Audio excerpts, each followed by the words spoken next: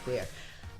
Did you listen to the Mean Girls musical like I told you to? When did you tell me to listen to the I sent you a message. I sent you a message in the middle of the day, and I was like, listen to the Mean Girls musical. It's on Spotify.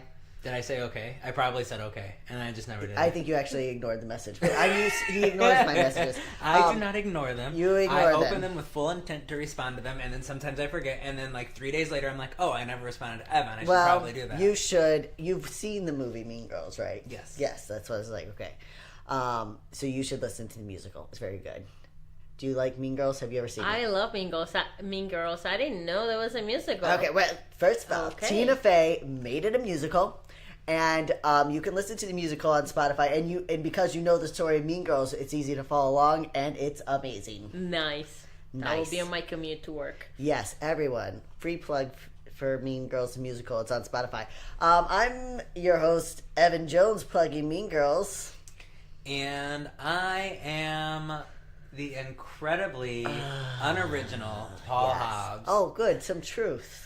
Wow, look at you living your truth. Living my truth. It's a new thing I'm trying in 2019. Honestly, good. Fucking 4 months into the year, you're now that's your New Year's resolution. You know what? Sometimes I start a resolution and I can't keep up with it. I got too much going on. Oh, yeah. So I decided that maybe honesty is the best policy, but I had to get to that point in my life. You know what your resolution should be? Your resolution should be to set a New Year's resolution around April or May, and then go from there. That's a good idea. Yeah. Start off right? That's right. Second quarter. Like, I'm too busy in January. There's a lot going on. Seasonal depression. It's January. You want to set a goal you can accomplish? Set it in April. That's right. That's why I decided to get married in April, because I knew this time it was going to stick. I got married in January the first time. That was your first mistake. It didn't stick. As was like, actually. Wait, so Vima, also we have our guest with us again, Vima. So hi, I'm Vima Manfredo, host of Down No Particular Road, which is a camping podcast that by the time this airs should be out in camping season. Yeah. Hopefully. Yeah. And guess what? They haven't encountered a bear yet. Not with the RV. That's why they have the RV. Right. So yeah. I did encounter a bear, or something that sounded like a bear when we were camping, tent camping. We don't tent camp anymore. Oh yeah, no. Yeah, see, tent camping is it's just asking for it. I went tent camping once, and I went to go get more firewood. Are you going to tell the full story? Are you not going to tell the full story? I thought you just said you were going to be honest, but I guess not. Go ahead. Okay, fine. I may have gotten a little stoned on some burnt marijuana. It was a long time ago. I've never done it. Long after the statute of limitations ran out, for sure. And it's legal in Massachusetts anyways now. That's true. And so anyways, that was the first time ever that I had ever experienced that, and I saw shapes in the fire. And then I was like, we need more firewood. I can't let this go away. So I went to the edge of the forest and was going to get more firewood. And there was a demon in the forest.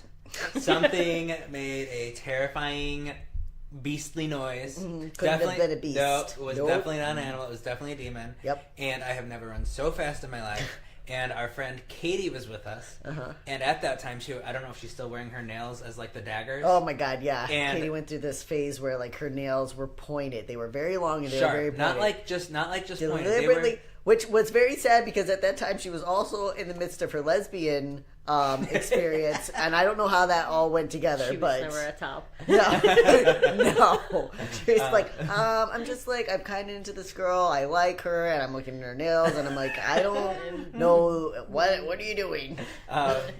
And yeah, so she was with me. She grabbed my arm, pierced my skin, and we like sprinted back. And I like left her behind because I was like, "Listen, bitch, if this thing's gonna get one of us, it's not gonna be me." I'm surprised she let you leave me behind. I'm pretty sure I like tried to trip her. Like, I'm sure you did. Did I ever tell you? Okay, completely off topic. But one time, Katie and I went to a haunted house, and this was only the second time I had ever smoked in my life. Okay. Every story you're like, and so this is always the second time. So this is the second time of the second time. Okay. So this is only the 47th time that I've ever smoked in my life. And it's the exact same as the fact that I turned 25 like 3 years in a row. So you went to the haunted house. You smoked for only the second time in your life. And I've never done it since. Never. we got put with this group so for some reason you had to have at least 4 people to go through the haunted house. You couldn't go as a group of 2. I don't know why. That's just what they did. So they merged us with the people in front of us. And we were going, and I do really good. And then we get about halfway through, and we turn this corner, and this guy jumps out with an axe. Now, I've said it a million times. I'm going to be murdered by an axe. That's how I'm going to go. Yep, that's true. He said that. Even Vima's heard him say that. Yeah, I heard it, and I just met you guys. He just opens up conversations, new friendships with that. I'll probably be murdered by an axe. I just don't get too attached. That's my truth. And I'm being honest with myself. Yeah, so, go ahead. This guy jumps around the corner with an axe. There is a 14-year-old girl in front of me wearing a ponytail. I never grabbed a ponytail so fast in my life. I whipped her in front of me, and I ran. So I'm sorry if you ever listen to this podcast, if you're like, there was an asshole who grabbed me by my fucking ponytail and whipped me in front of this guy with an axe. I'm sorry. Don't put your children in front of Paul. I think she had so much adrenaline, she didn't react. Yeah. She didn't, try to fight me. She didn't say, what the fuck. She just kept going. I don't think you stop in a haunted house and talk about those things anyways. I felt so bad. And mind you, this little girl was just like nothing happened. Yeah. Yeah. And I always, as a store manager, I always told my employees if we ever got robbed, I was running out the back door. So they needed to figure out themselves. Mm-hmm. I was, Strong leadership right there. That's right. I was like, if anybody ever comes in here with a gun, I'm gone. You're on your own. Yep. I want you to know now so you're not shocked if it happens. Yeah, good. I'm being very honest and upfront. So, yeah, Paul's very much an every man for himself kind of deal. So, good luck. If you're in a horror movie with me, you're fucked. Yeah, which is really sad for me because I'm probably going to be the person stuck in a horror movie with you. Definitely. So, that's fine. Whatever. I don't care. How did that even come up? I don't know, Paul. I don't know where this even started. This started with Viva just trying to plug her camping podcast. I just want to get listeners to my podcast, and suddenly we're talking about axe murderers. Exactly. There are no axe murderers on our podcast, just camping. Yet. Glamping. Hopefully ever, Let's be here for you here. Yeah. So we do RV camping, no serial killers, no bears. A lot of s'mores. So she says for now. I bet you make a really good s'more. You're going to have to make a s'mores one day. I make really good s'mores, and not just classic s'mores. You use the pastel, the Italian cookie, and then you can use Reese's peanut butter cups, and then the marshmallow. We're going to have a s'more party one day. Yeah, we are going to have a s'more party. Yeah. Wow. I didn't know you could do that. I thought you could only look use at how limited we are. Just graham crackers are so dry. You need like a gallon of milk afterwards. So the pastel, or however you pronounce it, I'm not Italian. You're probably pronouncing it better than us anyways. Yeah. So it's like thinner and it tastes like a waffle almost, that cookie. And then you just have a ginormous marshmallow roasted. Always torch your marshmallow. Don't listen to my husband and co-host. He doesn't know how to do marshmallows. You have to torch the thing.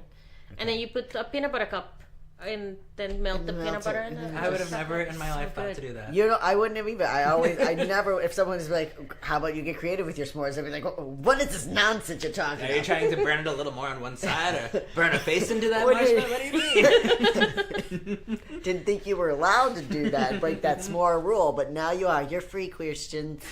Be free.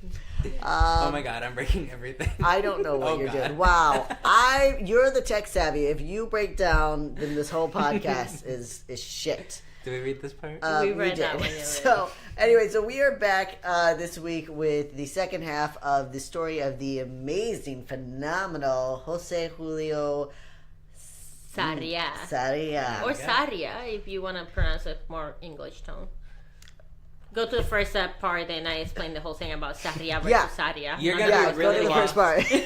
There's gonna be absolutely no recap.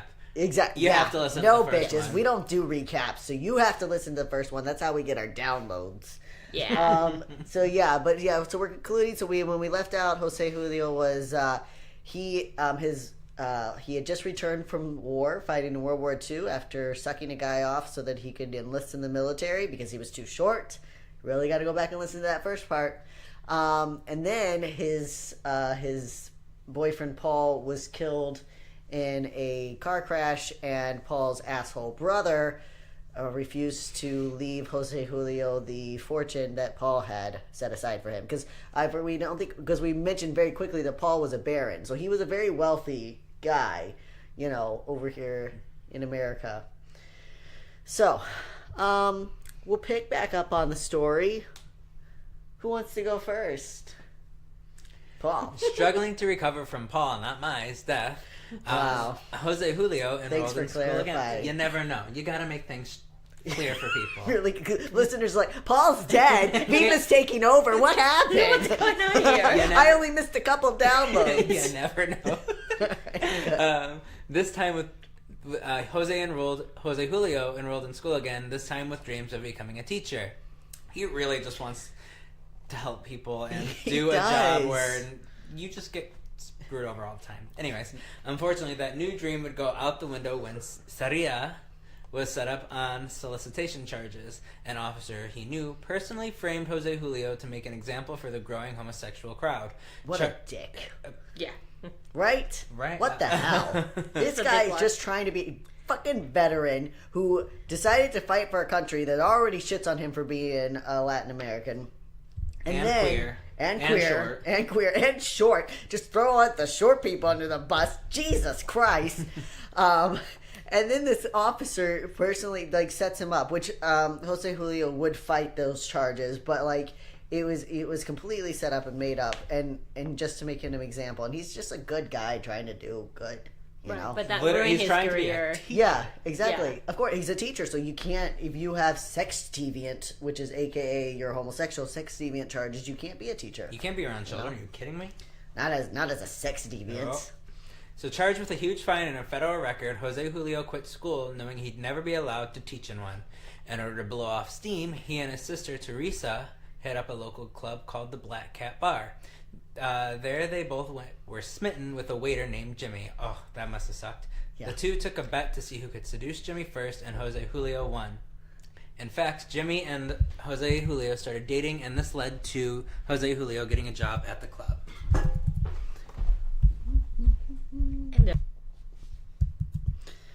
All right, so Jose beats his sister out for this for Jimmy. So She probably didn't stand a chance, to be honest. I'm just gonna guess that. It's like healthy guess, like 90%. Yeah, I don't know. We don't know if Jimmy was bisexual or what. He was at least attracted to men. We got that one down. Yeah. So, and then they started dating after that. So, and anyways, that's what you said. Getting Jose Julio a job at the club. So still struggling to make money, Jose Julio decided to try drag and entered a contest. He won second place and earned a 2-week contract for $100. Suddenly, Sarria, I'm going to do it, knew what he was meant to do. He said of the experience, "I decided then to be the most notorious impersonator or homosexual or fairy or whatever you wanted to call me, and you could pay me for it. That's the way to go, right? All the way. If you're gonna be gay, be gay." Now, I don't know what that means. Be the gayest gay. That'd be the gayest gay that you Yeah. could be. Yeah. Say that to yourself in the mirror, kids. A few weeks later, the piano player at the Black Cat began playing a song Jose Julio knew well. He began singing as he served drinks, and within weeks, he had a full-blown contract. Within a few months, he was known as the Nightingale of Montgomery Street. His campy one-man version of notable operas, peppered with local references and humorous commentary, changed the Black Cat from a bohemian venue into a world-famous gay bar and a place of community for gay men. See, don't you wish there was... I'm sure there is, but I feel like now gay bars are very, it's all just, really loud, techno music, and you're out on the floor dancing, and there's a lot of steam. Sometimes there's quiet nights, and they do have drag shows and things like that. It's but not like it's not not like a that. cultural experience. Exactly. I would like to go there and see. I'm all for drag shows, but you're right. Yeah, the drag shows are just a lot of techno stuff, and I would just like to see a queen. By techno, I mean pop. I don't know why I said Pop. techno. I don't know. I'm following your lead. I just imagine glow sticks when you said that. Exactly. That's what Tons and tons of glow sticks. that's what I'm imagining. Just like a glowing stage, and but just I want to see a queen get up and just belt out a beautiful song, and a place where any person wants to come. You just don't have nightclubs like that. Back in my day, we had nightclubs where you could go and you could watch a pretty broad sing a song. Anyways, we had a lot of sexism and such back then too, but we had great nightclubs. Aside from all the rape and harassment that was going on. Yeah, Anyways, cannibalism and things, you know. anyways, I forgot where we were. with the new queen. Well, now we're All right, just the new falling queen. apart. Sorry. The new queen encouraged patrons to be as open and honest as possible. People were living double lives, and I didn't understand it. It was persecution. Why be ashamed of who you are? He encouraged his audience, saying, "There's nothing wrong with being gay. The crime is getting caught. United we stand, divided they catch us one by one." At the end of his performances, he will call up the patrons to join hands and sing "God Save Us, Nelly Queens" to the tune of "God Save the Queen." Occasionally, he even brought the crowd outside to sing the final verse to the men across the street in jail who had been arrested in Grace earlier in the night. George Mendenhall. Mendenhall, that's not a Latin name. George Mendenhall, a gay journalist, said of this experience, "It sounds silly, but if you lived at that time and had the oppression coming down from the police department and from society, there was nowhere to turn. And to be able to put your arms around other gay men and be able to stand up and sing 'God Save Us, Nelly Queens.' We were really not saying 'God Save Us, Nelly Queens.' We were saying we have our rights too." Yeah, it's so incredible to me. You know, we just finished our series on Jeffrey Dahmer a few weeks ago. If you haven't listened to it, trigger warning, but if you do, if you can get through it. And it's so incredible that, you know, the police are constantly harassing the gay community. Well, the jail's right across the street. Right. Oh yeah. That's- Literally, the jail's across the street. You can just throw people in there, Yeah. and you know, and then the difference. But you know, you have to put in the fact that these are people of color as well, because you see the difference with Jeffrey Dahmer, who is a gay white guy who has a fucking rap sheet of sexual assault, like long rap sheet of sexual assault, child molestation. The police catch a young boy running out of his apartment naked, bleeding, clearly he's incoherent, and the police just return him back to Jeffrey Dahmer because they're like, this guy, he's fine. You know, I don't want to deal with I don't want to be part of that. I don't want to be part of lifestyle. that. I Yeah, don't know what's but my going point is, like, it's the difference of like looking at this gay white man versus a gay person of color. You know, whereas Jose Julio, Jose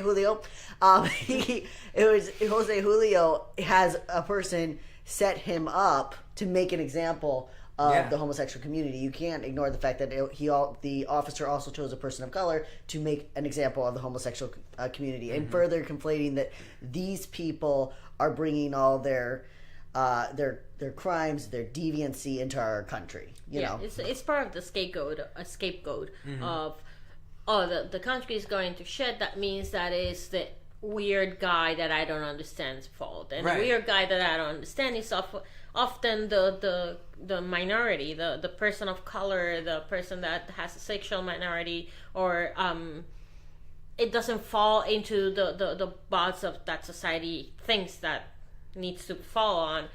And so they become the targets, even though you have worse people that you're not looking at, because like Jeffrey Dahmer. like Jeffrey Dahmer. Yeah.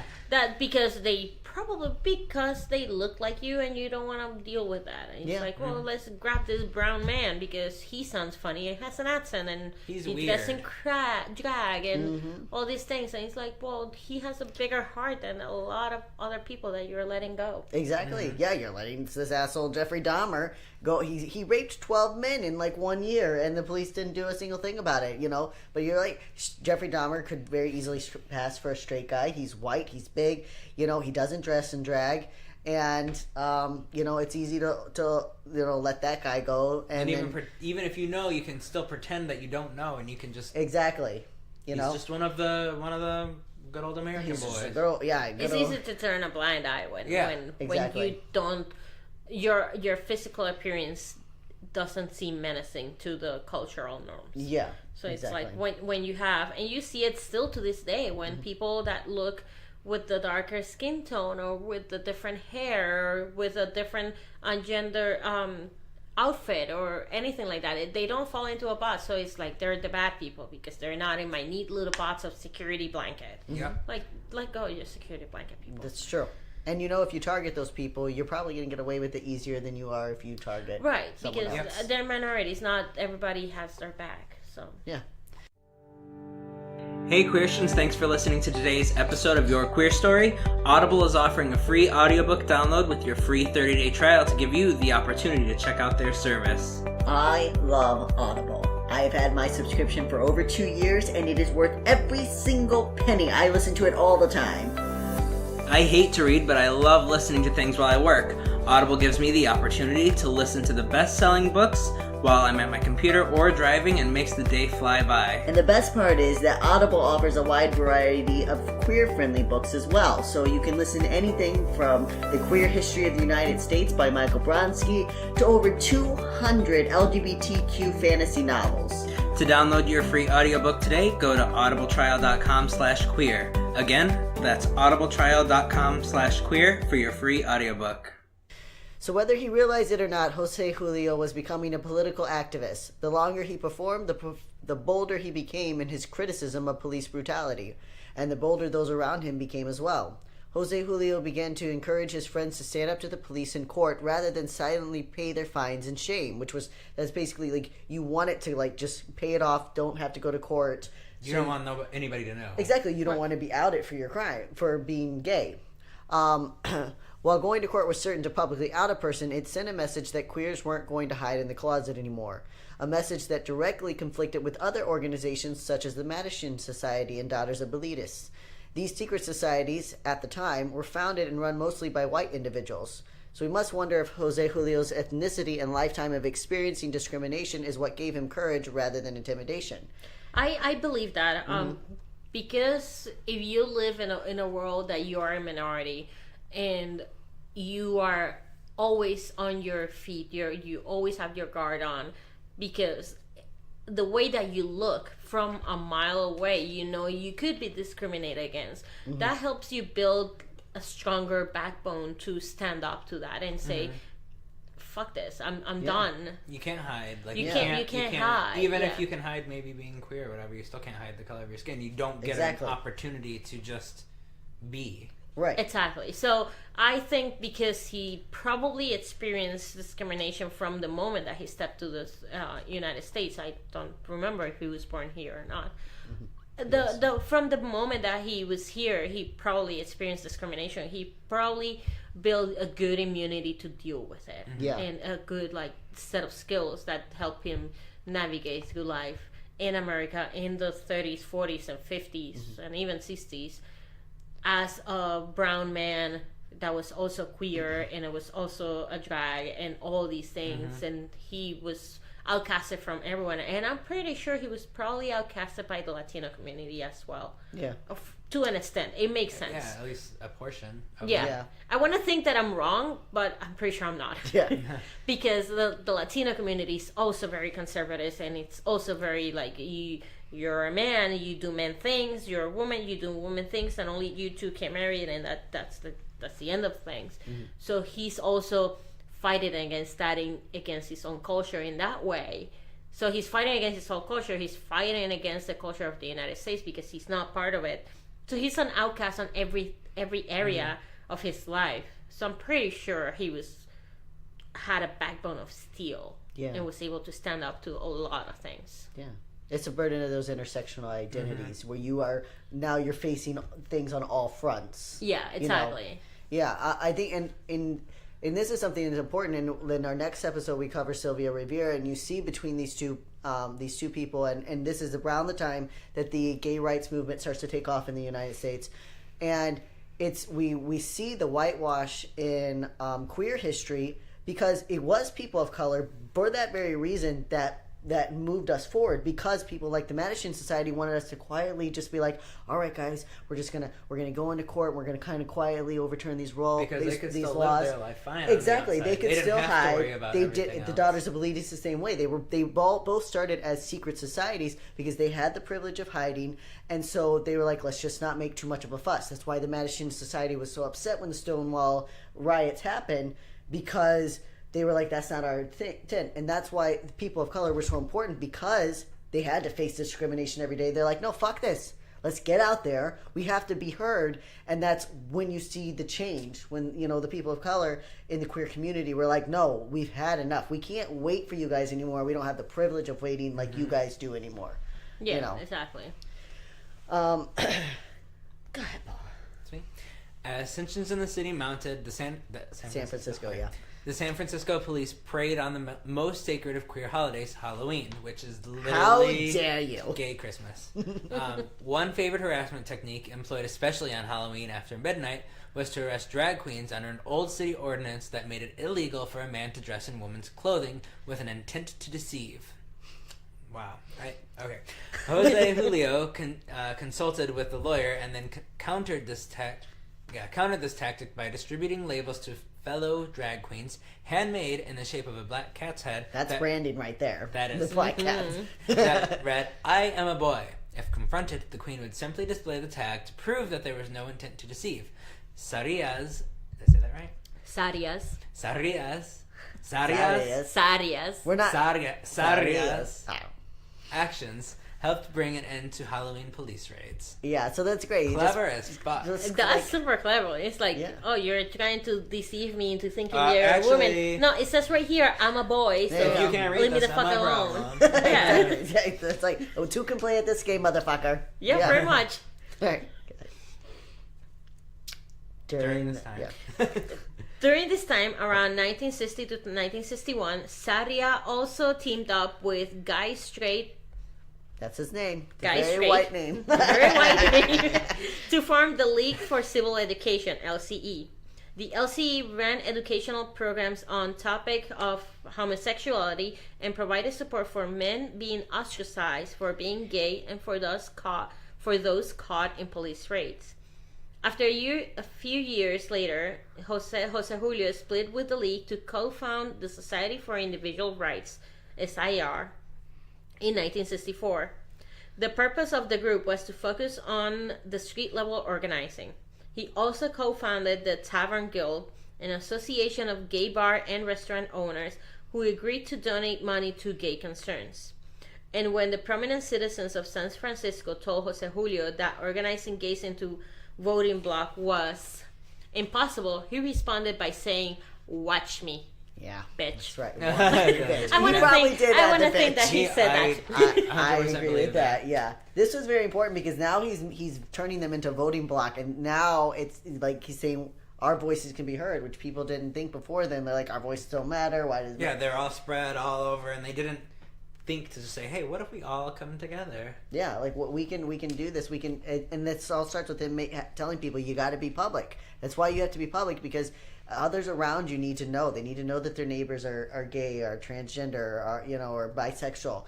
They need to know that the people that they're living with are queer, and then you start to change hearts and minds that way. You can't do that if you're hiding in the closet, which do what you need to do. But if you can't come out, it's helpful. So amidst all this political activism, Jose Julio made his most prominent attempt to aid the LGBTQ community. In 1961, he became the first openly gay individual to run for city office. Yes, before Harvey Milk. In fact, over a decade before Harvey Milk. While he finished 9th in the race against 35 others, Jose Julio had caused a greater victory. In his own words, he stated, "From that day on, nobody ran for anything without knocking on the doors of the gay community." Jose Julio not only made politicians aware that they had a duty to represent queer Americans, but he also woke up the LGBTQ community to their need for politics. Before Jose Julio, many queer individuals did not see their vote as something that mattered, but now they had a voice. I feel like that's the start of pride, of LGBTQ pride, different than the Stonewall riots bringing the pride. The Stonewall riots brought on the stop rating on me because I am gay or lesbian or etc. But the way that he did it is like, not only am I part of the LGBT community, not only am I queer, but it's important that I am queer, and it's important to the country that I am queer, and my vote matters, and I'm going to vote keeping my queerness in my mind and I'm not gonna vote for the guy that says that the queer people are evil. Yeah. And that kind of brought on, I feel like matching what he did with what the Stone Riots did is what brought on the modern LGBT rights movement, where you have the pride of I am who I am, but also the pride of I am who I am and I have power. Yeah. I like that. Basically, yeah, I agree. That that sparked it. This is almost a decade before Stonewall when he runs for city office, and like you said, he shows that we have a voice, and that brings a group of people together. When they feel like they can have a say, they're going to band together even more, and politicians have to know that, hey, you better pay attention to us. Yeah, and then this group, like another group from another state will see them, and then it just spreads Yeah. like wildfire. So Jose Julio's most lasting legacy would be founded in 1964. Writer Jeffrey J. Levanone. I think it's I. That's an I. Yeah. Is Well, Iovanani? I don't know. I know because it's I an think I he's- because I put it on lower caps to check which one it was. Io Vanani, and I think he's a person of color, but he writes he writes for Medium.com, and he did a whole series about a year ago on queer people of color, and it's really good. I pulled a lot of his stuff. So on June of 2018, he wrote, "It was in 1964 when Jose Julio proclaimed himself Her Royal Majesty, Empress of San Francisco, Jose the First, the Widow Norton." I get not with his name. No, it's I literally... love that title. I just imagine him like. This is where Game of Thrones got the idea from. Yeah, I sure. guarantee you. I just imagine him be like, "Hello, it's Her Royal Majesty, Empress of San Francisco, Jose I, the Widow Norton, Jose the First." I guess it would be, but yes, that also the Widow Norton, like. Literally. Yeah, So, in 1965, he created what is perhaps the most enduring piece of his legacy, the imperial court system. Through the imperial court, Jose Julio expanded drag culture into a political network. The imperial court system today functions as a national network of courts. Which Paul competed in for Mr. Gay I Rhode did, Island. and I lost, but I still But you competed. did. He did a great rendition of It's Raining Men. I did. He had a It was cute little fun. raincoat and everything. was- Please tell me that's on YouTube. I have the link. He does. You should share it to our page. I should. Our Please. listeners want to watch you. Yes. It's a remix of Singing in the Rain into It's Raining Men. Yes. Oh my god, I want to watch that. So these courts hold gala coronation balls and extravaganzas for political and charitable causes. Courts are similar to the drag house system in ball culture as depicted in Ginny Livingston's 1991 documentary, Paris is Burning. Or Pose, if you watch Pose, which you should, if you have the channel. Yep. Though courts do not generally engage in competitions and performers can belong to multiple courts. Both courts and houses provide members with chosen family as a means to resist heterosexual norms and institutions. Yeah, so the court wasn't just like, it's not just a beauty pageant. Like, this was a way of life. It was a community, and it was a safe space for queer people to come together. And, and of course, in the middle of it, you can also have fun, and you can dress up, and, but it was also, it's a political entity. It's active, it's activism and helping the queer community. So this wasn't just a beauty pageant. They can't stress that enough. Go ahead, Dina. And the courts wasn't just a said fun pageant, like you just mentioned. Yep. Like everything, Jose Julio did. They got political. They got political. Yeah, that was just confusing.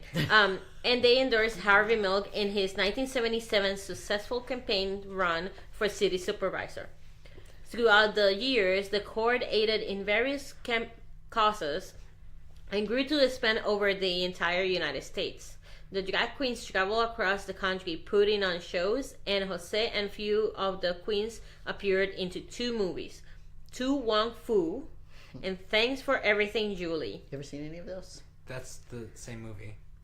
Oh, that's the same movie? Is it? No, it said 2 movies. No. Tu Wong Fu, Thanks for Everything, Julie Newmar. It's one movie. Oh, okay. So maybe Really? I don't know the name of the other movies because I thought that was So two that movies. one and another one that we don't have the title for. Okay. That was, I used to watch that movie on repeat as a child. My mom made me gay. Yes, no, you did. Apparently, Jose Julio made you gay because you were watching. Wait, does he play the... I don't know. It says that he was in the Doesn't say. movie. That's his most famous one. Okay, keep reading. I'm going to look it up. Okay. Okay. And of course, Jose Julio stayed as extra as ever. Awesome. The name Widow Norton was chosen by Jose Julio in honor of an eccentric 19th century San Francisco citizen, Joshua Norton.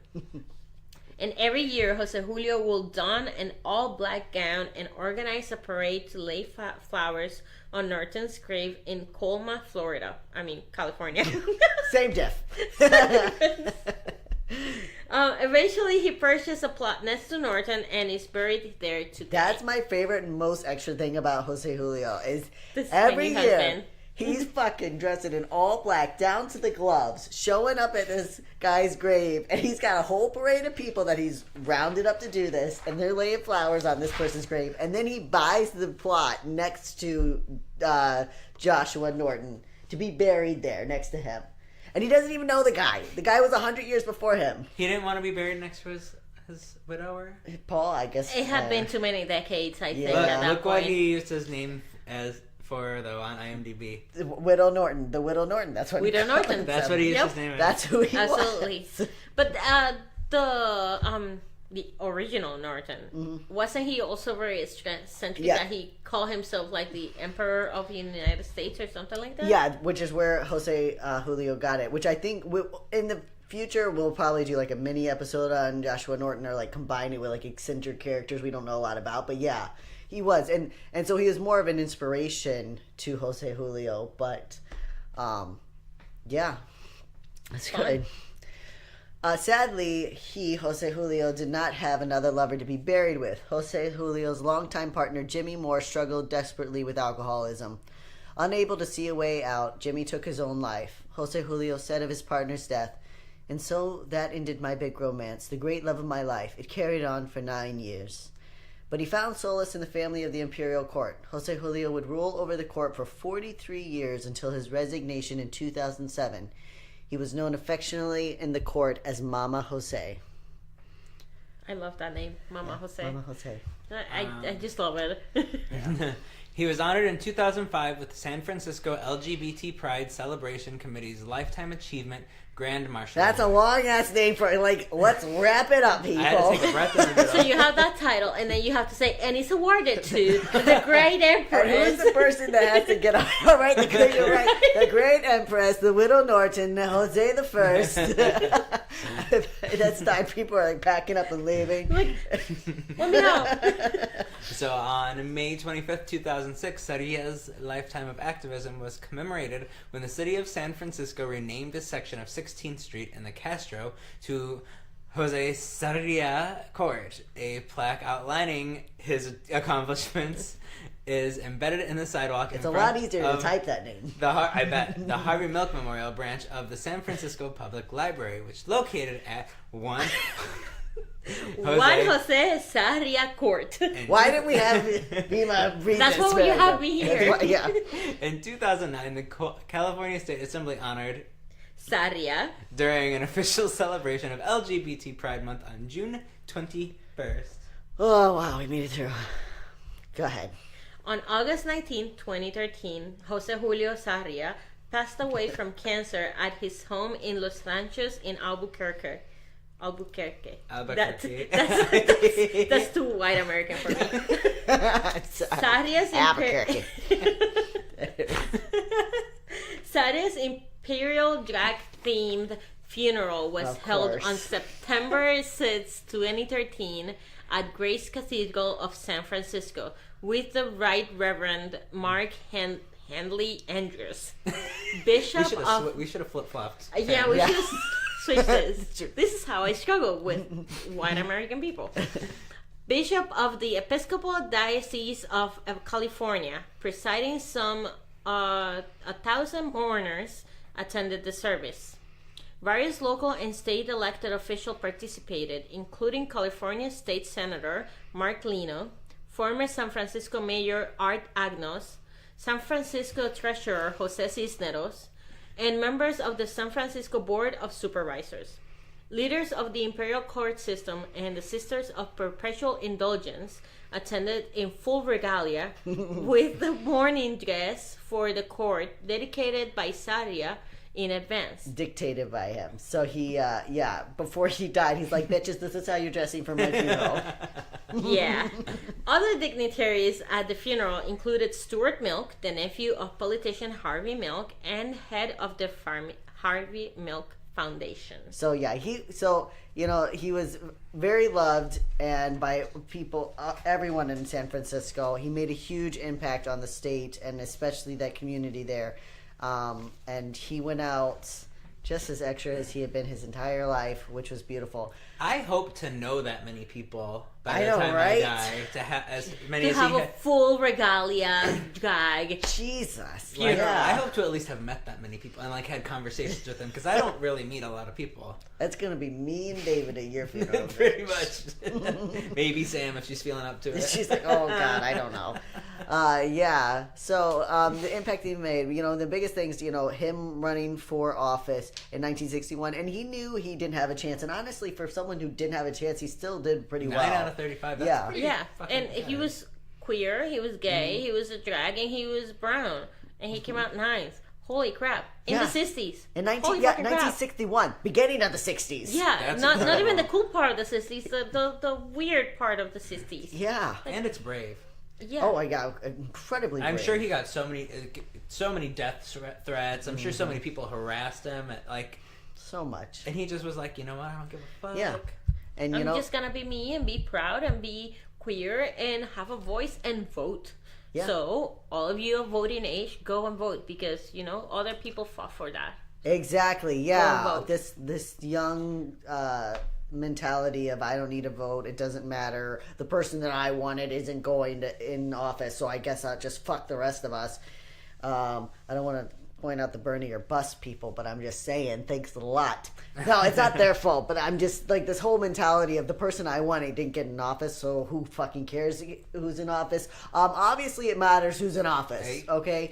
Yeah, quite a bit. I don't know if you've watched the news at all, but I mean, shit's been burning, and Yeah. white supremacy's on the rise, and hate crimes are on the rise. and Hate crimes groups. in what was it in Places you don't counties rally. in counties where Trump held rallies rose over 216%. I would say 16. It was Yeah, it was over upwards 200. of 200, Over yeah. 200% hate crimes rose in those counties. So for this asshole to go around and pretend that he does not spread hate and he doesn't spread I don't white know what they're talking about. supremacy. I don't see a difference. Do you? Yeah.